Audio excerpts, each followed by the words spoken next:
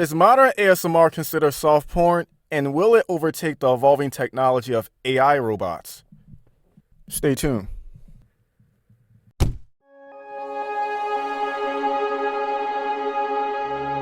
Today we're going to get into the growing community of ASMR and how this may possibly affect the growth of the infamous sex toy manufacturers of AI technologies. The ASMR community have become popular in the 2010s due to its glamour and aura style of stress-reducing techniques.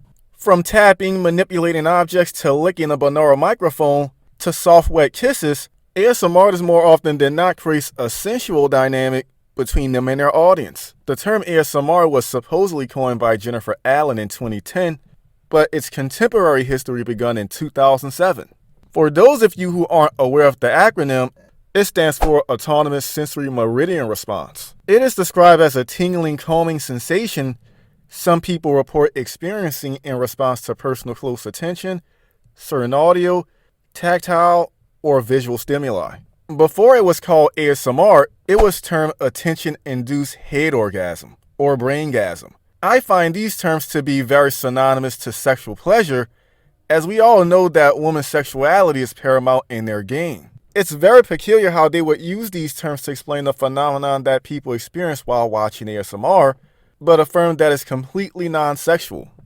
According to a study from Swansea University, it stated that only 5% of its participants were sexually stimulated.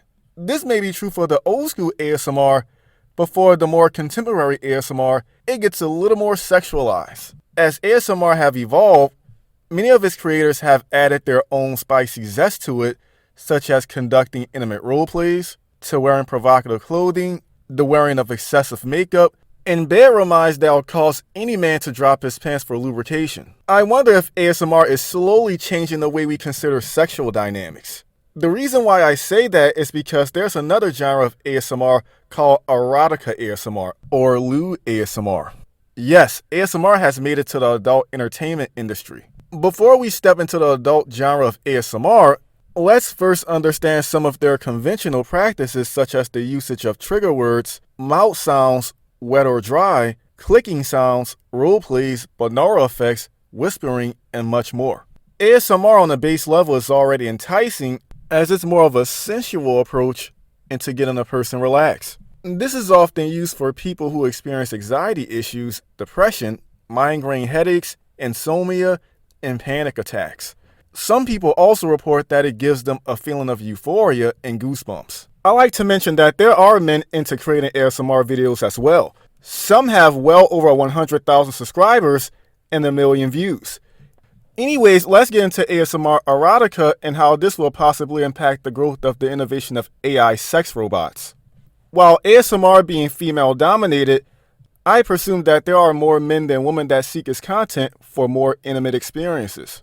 For a guy that's sexually deprived or just basically lonely, this may be an escape from his dull reality.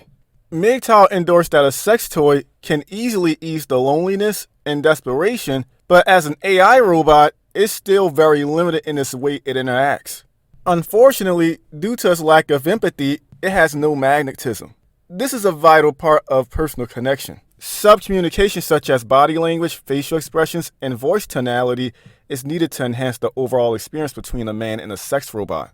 If AI manufacturers was to enhance the personality of its products, this would perhaps be more of a threat to womankind. Anyways, there's a sense of controversy some ASMR artists experience. The most common is harassment and bullying. One of the more popular ASMR artists named ASMR Darling reported that through sharing her relationship experience with her audience, some of them were insisting suggestions on how she should handle her relationship. Others have reported that they were experiencing trolls and guys sending them nude images of their private parts. Some members of the ASMR community have argued that the practice itself is completely non-sexual, although we can all see clearly that there's a sexual component. It is affirmed in the manosphere that women's sexuality is their primary agency. Creators can actually exploit men through their content for monetary benefit, just like OnlyFans creators and cam girls. Some ASMR artists have OnlyFans accounts and may possibly be involved in actual sex work. Although ASMR artists serves a wider audience, it seems that female content creators use their sexuality to target specifically men. For instance, girlfriend roleplays, sex worker roleplays, mistress roleplays, and BDSM style content. Men are also involved in creating this kind of content. In ASMR erotica, some of its creators use their sexual allures such as moaning, the eating and manipulating of fruits and vegetables, sex toys, and much more. Some practices that ASMR use can be converted into BDSM techniques. Let's take the act of tickling for instance. This sexual fetish is called nismolania. Nismolania is defined as sexual arousal caused by being tickled. Some ASMR artists do not only use this as a form of practice, but also a trigger word. Who knows what would happen to not only sex workers and OnlyFans creators, but sex robots as well. I may do a part 2 on this on a later date. Until then, next time.